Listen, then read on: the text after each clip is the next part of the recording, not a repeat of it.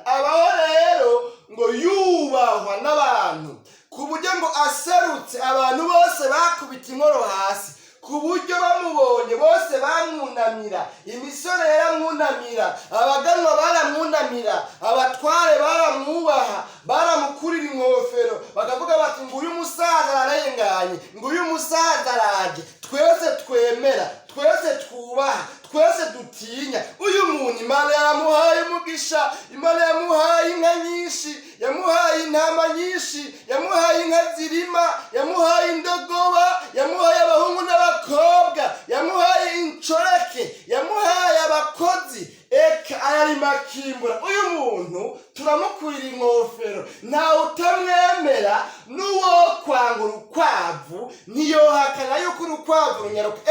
Yobu turamwubaha, yavuze amajambo y'ibiragurago, yibuka bya bihe yabayemo, yibuka aho hambere hiwe. Niryo jambo ngomba ko tuvuga, nako tuvuga ngo aho hambere hahise. Imana yacu nidutabare.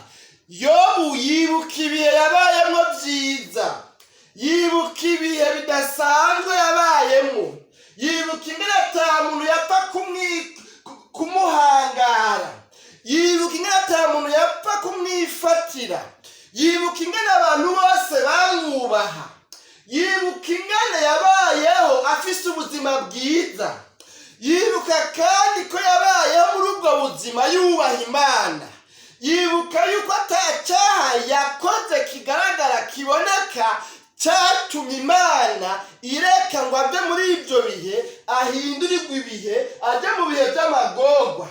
Yibuka ko aho hambere hiwe hahise yari afise ubuzima bwiza buvugangwa butandukanye na buno buzima arimwo.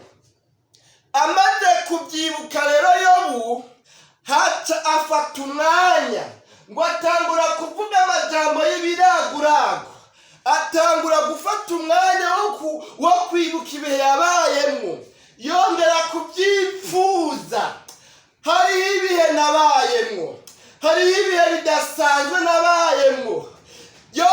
Icomba nkaba nari imeze nk'uko nari imeze muri ya minsi yarenganye, bya bihe nari mbayemo. Ibi bihe ndimo sibyo nahoramwo, ibi bihe ndimo ni ibihe by'ibinyantegenke, ibi bihe ndimo ni ibihe by'ibyago, ibi bihe ndimo ni ibihe by'uruhombo, ibi bihe ndimo n'uwahora nyubaha asigaye agaragaza agati. Oyaye, ibi bihe ndimo siko byahora bimeze, kandi ibi bihe ndimo sinkwiye kubigumamo. Ibi bihe by'umubabaro, ibi bihe by'ibyago singomba kubigumamo.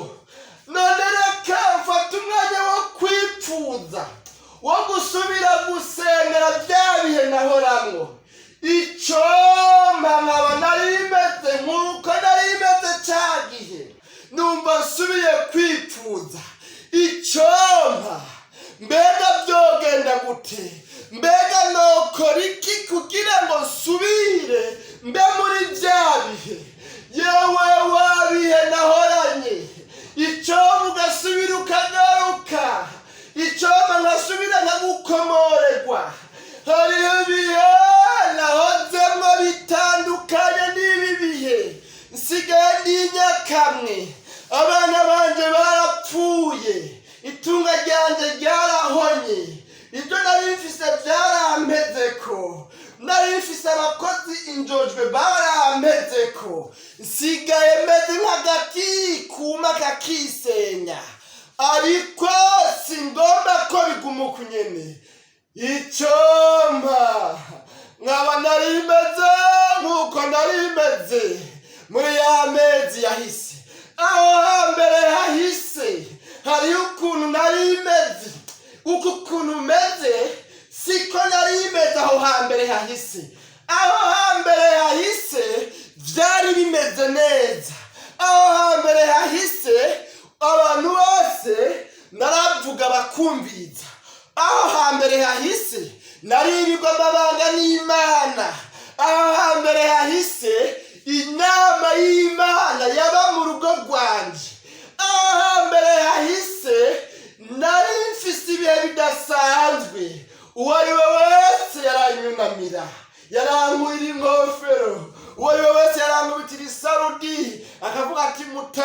yobu ararenganye, ariko none ibihe ndimwo n'ibihe bibi, n'ibihe by'ubugaragwa, ibi bihe bitandukanye cyane n'ibyaho hambere hahise.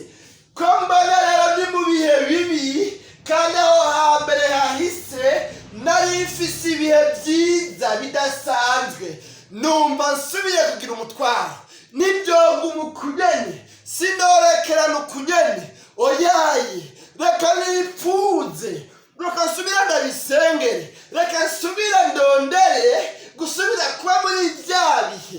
Ibi bihe ndimo ntibyoga umukunyene, ibi bihe by'ubugaragwa ntibyoga umukunyene, ibi bihe numva ijwi ry'Imana rivuga ntibyoga umukunyene, ibi bihe by'ubugaragwa ndimo ntibyoga umukunyene, oyaye ndabirambiwe, ndabihimbye, singomba kuguma muri bino bihe ndimwo bitandukanye n'ibyaho hambere hahise hanje, ahubwo ndagomba gusubira gukomorwa bya bihe nahorana.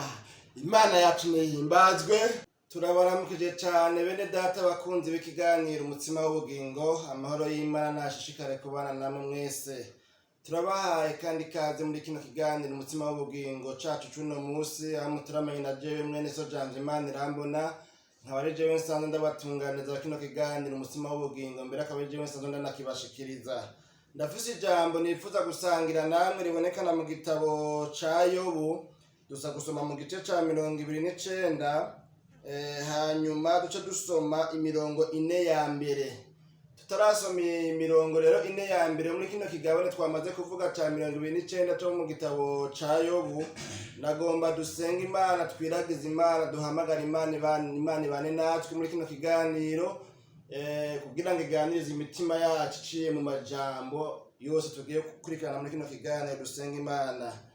Uhoraho, turagushimiye cyane ko twemereye uyu mwanya uduhaye kano karyo keza kugira ngo twumve ijambo ryawe rizima.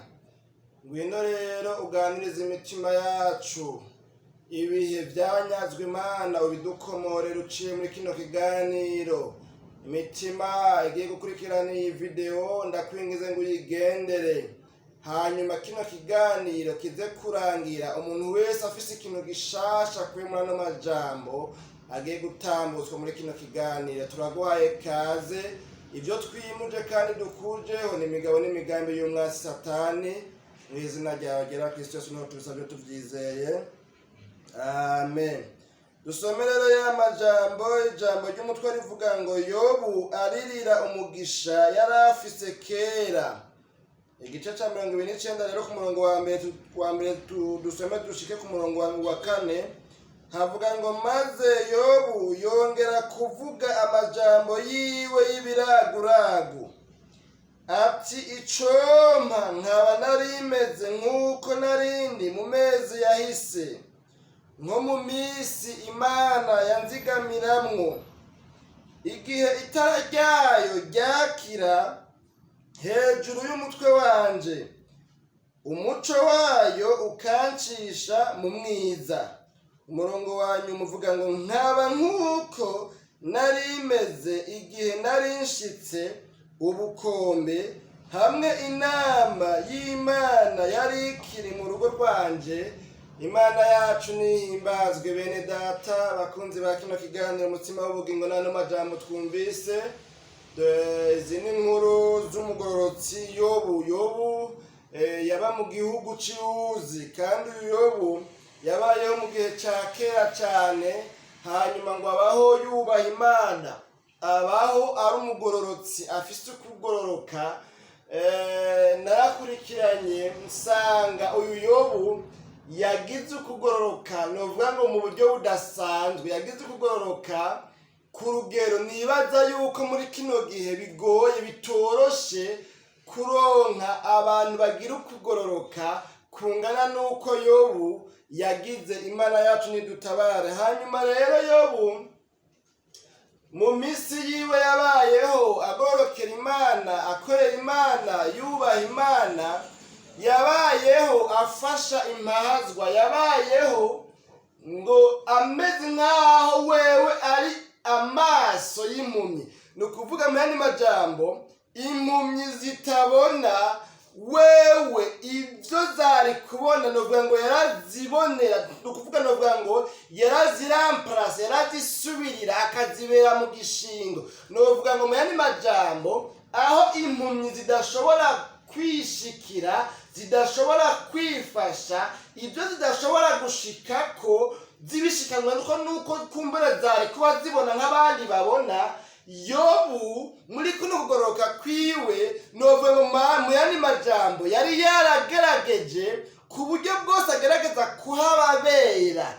Novuga ngo mu yandi majambo yari yaragerageje ku buryo bwose wewe yashobora kwibwiriza, wewe yashobora kwituma, ni ukuvuga ngo akiporta volonte kugira ngo bikunde umuntu wese atabona, umuntu wese nyarucari, umuntu wese agowe amufashe ahamubere, kugeza ku rugero rw'uko uyu muntu afise icyo akehaniwe, uyu muntu afise icyo akenye, uyu muntu afise ubumuga, uyu muntu nawe nikora abeho atidoga, abeho atiganyira, abeho avuga ngo naho ndi ntaho nikora, naho nabona kumenga ngiye kuzohava nitwa n'inzara, ariko Yobu arahambere, ntaco bitwaye ko mfise Yobu rero ngo abaho agororokera Imana yacu nihimbazwe. Hanyuma rero umunsi umwe rero ngo Satani yariko aragendagenda mw'isi ayikwiragiramo hirya no hino. Hanyuma Imana ngo ibwira Satani ngo wabonye umugororotsi wanje Yobu ingene ngo ari umuntu w'umugororotsi anyubaha akora ibyo ngomba. Hanyuma rero Satani ngo aca asaba Imana ngo imuhe uruhusha kugira ngo Satani agerageze Yobu. Imana yacu nidutabare. Yobu rero Imana iramurekura kugira ngo ageragezwe, itanga uruhusha ngo Shetani agerageze Yobu. Imana yacu nidutabare.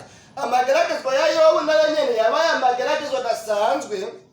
Dusomye hariya mu gice ca mbere dusanga hariho amageragezwa canke se ibyago bishika ku byago 7 Satani yakoresheje mu kugerageza Yobu. Imana yacu nihimbazwe. Muzosoma ry'amajambo, musome muri kiriya gice ca mbere murabe kumbure ibyago Satani yagiye aragerageresha umugororotsi Yobu. Imana yacu nihimbazwe. Muzorabe hari amajambo menshi cyane yerekana ingene Satani yasabye ubwo ruhusha bagerageze Yobu. Musome mu bandani kumbure ntiduhava tubigaruka cyane, ariko nagomba kuvuga mu buryo bwo kudondagura ibyo byago Yobu yageragereshejwe.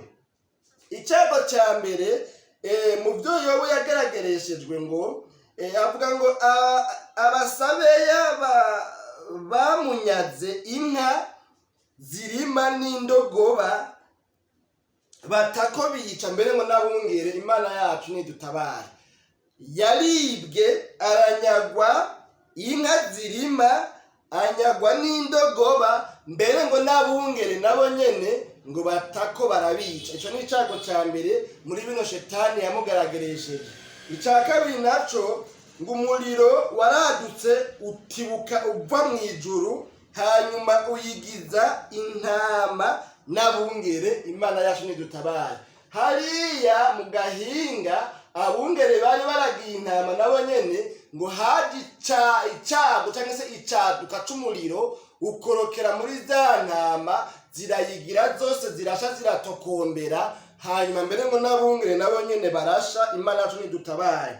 Ica gatatu naco mu byago 7 Yobu yageragereshejwe dusanga havuga ngo abakarudaya bamunyaze ingamiya baca bica nabungere nabo nyene. Abakarudaya nabo ngo baca baraza bavuye ibukarudaya, hanyuma bamunyaga ingamiya, mbere ngo baca bica nabungere. Ibyo byose ni ibyo Yobu yaratunze byahitanywe n'ibi bigeragezo yari arimo muri ino minsi. Hanyuma icago ca kane cagerageje Yobu ngo inzu yasidukiye ku bana biwe barapfa bose, atanumwe asigaye, bose barapfa, abana basidukiwe ko n'inzu ya Yobu. hanyuma icya gatanu ngo yarwaye ibihute umubiri wose. Ibyo ni ibyago turiko turadondagura Yobu yahuye nabyo cyangwa se Shetani yakoresheje mu kugerageza Yobu. Hanyuma icya gatandatu naco kivuga ngo umugore wiwe yamwoheje gutuka Imana kugira ngo bitume apfa aveho. Umugore wiwe araje ibyago byashikiye Yobu, akaraba ingene yagwaye ibihute umubiri wose, asigaye novuga ngo anuka urupfu. Hagera igihe umugore wiwe bari babanye babyaranye bari babanye muri ayo mahirwe yose, hagera igihe amwosha ngo ya Mana wari usanzwe ugororokeye nuhebe uyituke upfe uveho, Imana yacu nidutabare. Icyago cy'indwi naco ngo abakunzi biwe aho kumwirura bamwagirije ko ibyago arimwo yabitewe n'ibyaha.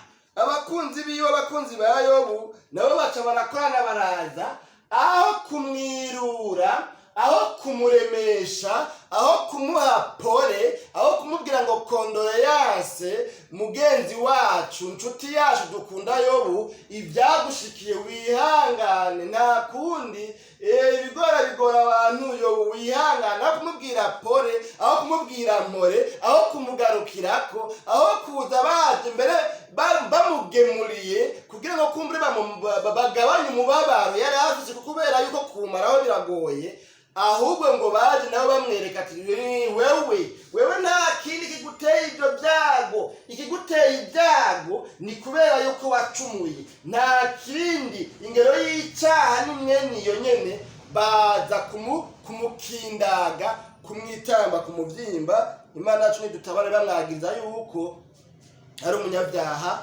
ibyaha vyiwe ari byo byatumye agira ahura na bino byago. Hanyuma rero Yobu birumvikana yuko yari umutunzi adasanzwe, yari afise itunga ryinshi, yari afise ibintu byinshi, ibirara hanze n'ibirara mu nzu, yari afise umuryango, yari abayeho neza, kandi urumva ko no kugororoka yari umugororotsi, ntawe yarenganya ngo wabe wimvira ngo kumbure ibintu yari yabironse biciye mu kunyaga, biciye mu bunyonyezi, biciye mu kurenganya, mu karenganyo yarenganije abandi. Eka habana mbe yari umugororotsi yubaha Imana, abaho rero ngo yubahwa n'abantu ku buryo ngo aserutse abantu bose bakubita inkoro hasi, ku buryo bamubonye bose bamwunamira, imisore yaramwunamira, abaganwa baramwunamira, abatware baramwubaha, baramukurira inkofero, bakavuga bati ngo uyu musaza ararenganye, ngo uyu musaza araje, twese twemera, twese twubaha, twese dutinya. Uyu muntu Imana yamuhaye umugisha, Imana yamuhaye inka nyinshi, yamuhaye intama nyinshi, yamuhaye inka zirima, yamuhaye indogoba, yamuhaye abahungu n'abakobwa, yamuhaye incoreke, yamuhaye abakozi, eka ararimakimbura. Uyu muntu turamukurira inkofero, ntawe utamwemera, n'uwo kwanga urukwavu ntiyohakana yuko urukwavu runyaruka. Yobu turamwubaha, Yobu reka Yobu n'umugororotsi, uraba yafashije, bagenda baramuvuganga, bamwivuga mu mazina ati Yobu yaradufashije, iyo ataba Yobu ndari nabuze aho ndima, iyo ataba Yobu ndari nabuze utwo ndarira, iyo ataba Yobu nari nananiwe no kureba amahera y'ibitaro, iyo ataba Yobu umwana wanje ku ishuri yari yabuze amahera yo kuriha ishuri ya minervale, iyo ataba Yobu abana banje uyu mwaka ntibogiye ku ishuri, iyo ataba Yobu twari twabuze ibikoresho by'ishuri, iyo ataba Yobu ibintu byari byayangaye, iyo ataba Yobu ngo duserukeko, eka n'ukuri ntiworaba ubuzima bwari bwase. Ejo bundi aho uruzuba rwakiye imirima yose ikuma, iyo ataba Yobu yanserutseko, iyo ataba Yobu yantabaye, naramutakambiye nawe aramfasha, abantu baramuvuganira, abantu baranezerwa no kumubona,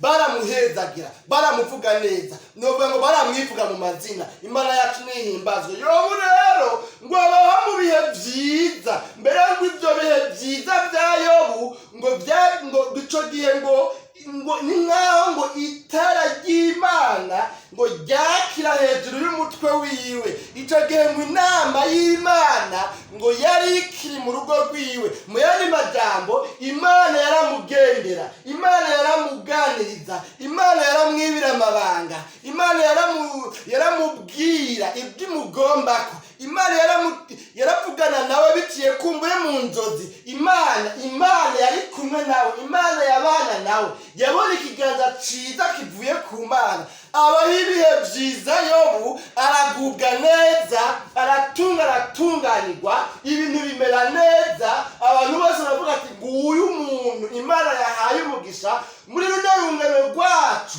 muri kino kinjana cyacu, muri no myaka yacu, muri kino gihugu cyacu, muri kino gisagara cyacu. Yobu nta muntu atabizi ko Yobu Imana yamuhaye umugisha mwinshi. Nta muntu atabizi ko Yobu ari umugororotsi. Nta muntu atabizi ko Yobu afashe imahazwa. Nta muntu atabizi ko Yobu afashe imfubyi n'abapfakazi. Nta muntu atabizi ko Yobu agororotse, kandi ko Yobu Imana yamwubahishije, Imana yamuhaye umugisha mwinshi. Ibyo bintu nta muntu atabizi. Ibyo bihe Yobu abibamo, yibera mu bihe byiza. Imana yacu nidutabara. Hanyuma rero haba cya kintu rero cyo kugeragezwa kwa Yobu. Habaye cya kintu cyo kugeragezwa kwa Yobu, bya bindi byose yari afise bica biramuhirako. Bimuheze ko abana barapfuye, inka zirapfuye, abungere barishwe, ibinyagwa biranyazwe, intama ziranyazwe, ingamiya ziranyazwe, indogoba ziranyazwe. Abaho rero mu bihe bigoye, mbere ngo ahubwo ataterwa n'icyago cyo kurwara ibihute umubiri wiwe wose. Wa muntu yahora yambara inyambara abandi, wa muntu yahora yicara ku ntebe z'icubahiro, wa wundi n'igihugu cyare kize, wa wundi muri ibyo bihugu bibahakikuje bari basanzwe bazi yuko ari umugwiza atunga teye ubwoba. Nove muri kino gihe, muri no myaka yacu uzabumva bavuga bati naka ni umugwiza atunga wa mbere ku isi yose. Ugasema bavuga ati naka ni umutunzi wa mbere ku isi yose. Imana yacu nidutabara.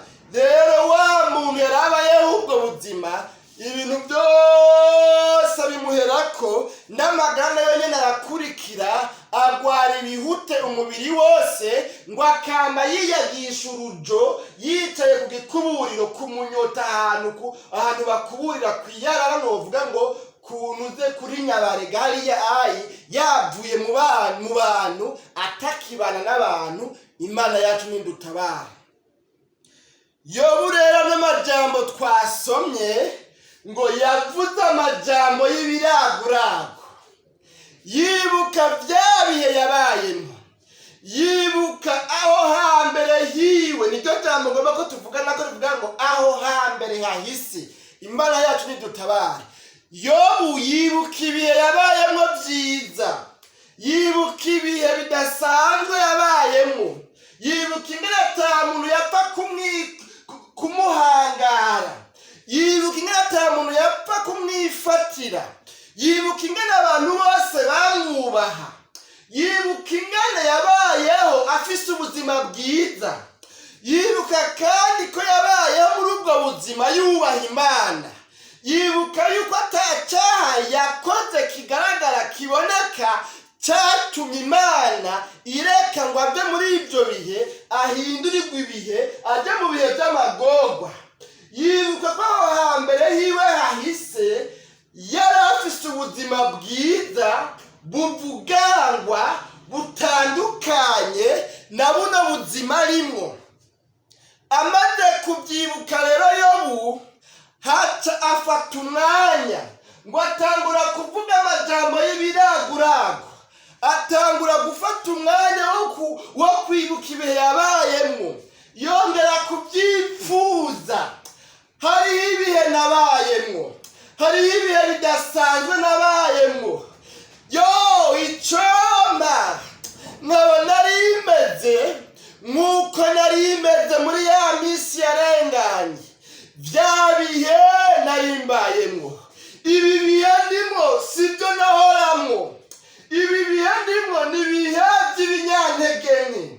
ibi bihe ndimwo ni ibihe by'ibyago, ibi bihe ndimwo ni ibihe by'uruhombo, ibi bihe ndimwo n'uwaranyubaha asigaye agaragaza agati. Oyaye, ibi bihe ndimwo siko byahora bimeze, kandi ibi bihe ndimwo sinkwiye kubigumamwo. Ibi bihe by'umubabaro, ibi bihe by'ibyago singomba kubigumamwo.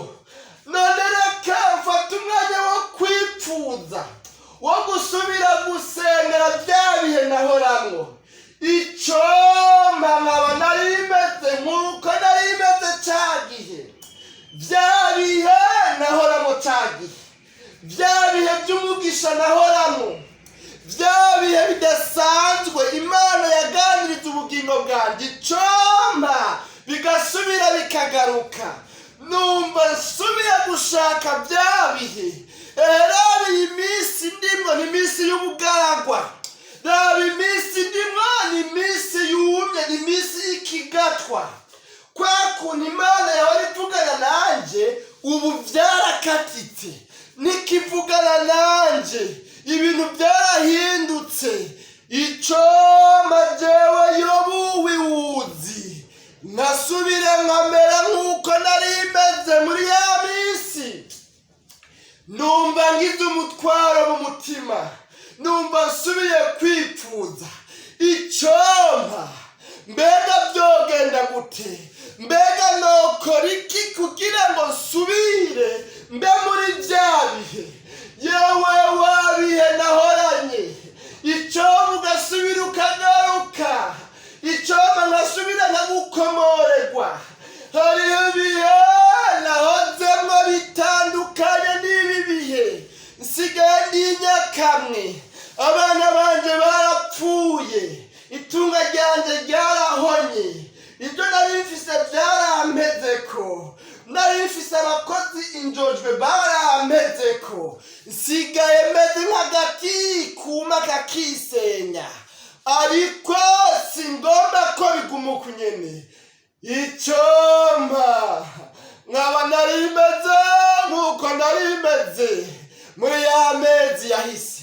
Aho hambere hahise hariho ukuntu nari meze, uku kuntu meze siko nari meze aho hambere hahise. Aho hambere hahise byari bimeze neza, aho hambere hahise abantu bose naravuga bakumviriza. Aho hambere hahise naririrwa amabanga n'Imana. Aho hambere hahise inama y'Imana yaba mu rugo rwanje. Aho hambere hahise nari mfise ibihe bidasanzwe, uwo ari we wese yaranyunamira, yarankurira inkofero, uwo ari we wese yarankubitira isarudi, akavuga ati Mutama Yobu ararenganye. Ariko none ibihe ndimwo ni ibihe bibi, ni ibihe by'ubugaragwa, ibi bihe bitandukanye cyane n'ibyaho hambere hahise. Ko mbona rero ndi mu bihe bibi, kandi aho hambere hahise nari mfise ibihe byiza bidasanzwe, numva nsubiye kugira umutwaro. Nibyoga umukunyene, sinorekerana ukunyene. Oyaye, reka nipfuze, reka nsubira ndabisengere, reka nsubira ndondere gusubira kuba muri bya bihe. Ibi bihe ndimwo ntibyoga umukunyene, ibi bihe by'ubugaragwa ntibyoga umukunyene, ibi bihe numva ijwi ry'Imana rivuga ntibyoga umukunyene, ibi bihe by'ubugaragwa ndimwo ntibyoga umukunyene.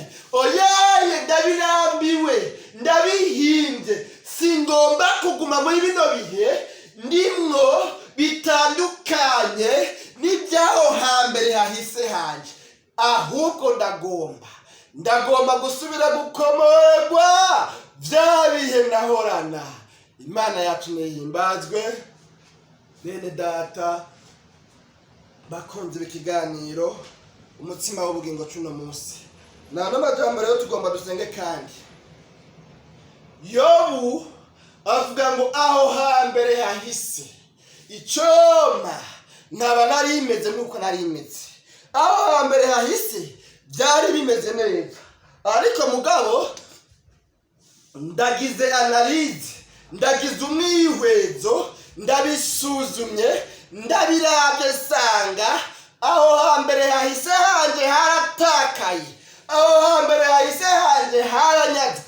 Mana ndagomba aho hambere hahise hanje bya bihe byiza nari mfise aho hambere hahise, ndakwinjiza ngo wongere bigarukane. Mana ndagomba gusubizwa bya bihe nari mfise aho hambere hahise. Ubu ibintu byarayangaye, ariko ndagomba gusubira unsubize bya bihe. Ndagomba gusubira kuronka abana nabo nari mfise. Ndagomba gusubira gukomorerwa ibyo nanyazwe, ibyo natwawe, ibyo nanyazwe. Ndagomba ko bigaruka. Mana ndakwinginze ngo nsubize ibihe nahoranye aho hambere hahise. Imana yacu nehimbazwe. Bene data bakunze ikiganiro umutima w'ubugingo, sinzi ibihe nawe urimwo muri ino minsi. Tugomba kuba dusenga Imana. Mbega nawe uri kurakurikirana kino kiganiro umutima w'ubugingo, mbega urabye ubuzima bwawe rukristo, ukaraba ukuntu usenga n'ingene wahora usenga. Mbega urabye ibihe by'imigenderanire yawe hagati yawewe n'Imana yawe. Mbega urabye ukugororoka wari ufise aho hambere hahise, urabye ukuntu wakorera Imana, urabye ingene wasenga, urabye igikorwa wakorera Imana, urabye umubano wawe hagati yawe n'ababanyi. Mbega urabye ingeso zawe z'ejo hawe hahise n'ibyo ufise uno munsi, urabye ibikorwa ukora, urabye inyifato yawe, urabye ubuzima urimwo muri bino bihe uyu munsi. Mbega urabye usanga bisumbye ubwiza ibihe byawe byiza wabayeho wubaha mw'Imana ejo hawe hahise, cyangwa urabye usanga muri kino gihe waranyazwe. Mbega usuzumye ukaraba usanga ibihe byawe byiza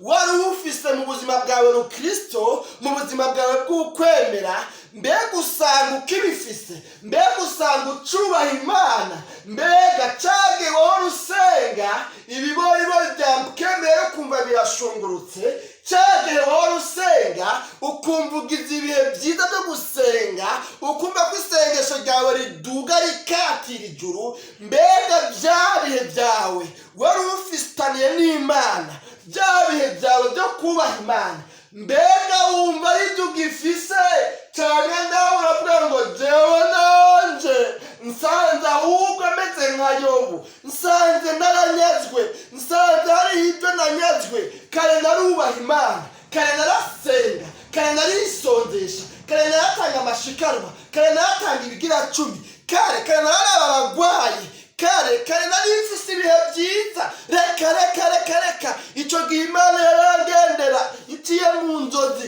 Icyo gihe narasenga nkumva yuko isengesho riduze. Icyo gihe narumva yuko ijuru ndi hafi yaryo, narumva ko naho inzamba yovuga no kwitahira mu ijuru. Ariko ibintu byarayangaye, naranyazwe. Nanje ahubwo nkwiye kwifatanya nayo, ndakwiye gusenga, ndakwiye gusubira kurondera bya bihe, ndakwiye gusubira gukomoza, ndakwiye gusubira guhamagara Imana ukundi gushasha, kuko nsanze naranyazwe. Nsanze bya bihe nari mfise aho hambere hahise byiza mu bugingo bwanjye bw'Imkemu, nsanze byaragiye, nsanze byaraheze, nsanze amavuta yarakamye mu itara ryanje, nsanze nahagaze, ahubwo nsanze naraguye. Jewe ni kwabaye kunyagwa gusa, ahubwo nanyazwe urukomba amazi. Imana yacu nidutabara.